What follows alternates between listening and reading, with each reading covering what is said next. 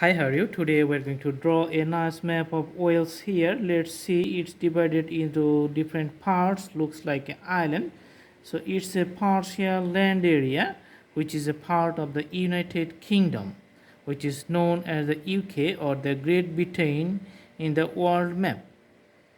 Okay, so you can see the contours and ups and downs all over it on the north, south, east or Asian border. So that's why you have to memorize it and to practice again and again just to make the drawing more perfect.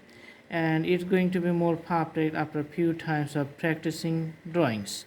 Usually the shape doesn't change, and after putting the bold outlines here, the thick and dark color of the sign pen, now I'm going to put the highlighting colors of the crayons, very soft color, and highlighting the land area inside the borders so that we can easily remember and memorize the land area here and the shape of the oils.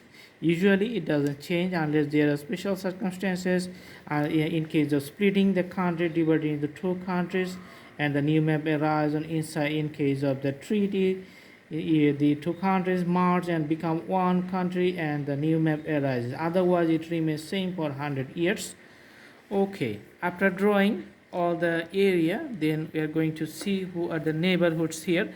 Irish Sea you can see on the western side. Ireland, that's a separate island and separate country. England, and England it's in the same island. It's a very bigger, pretty big island here. And there's the country of Wales. So do practice, and the drawing is going to be very nice. I hope you like the video.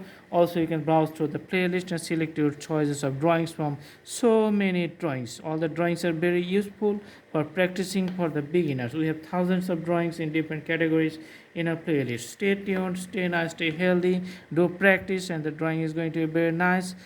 Alright, see you in our next videos, and until then, stay nice, stay happy, stay healthy. Thank you so much. Thanks for watching. Have a good day.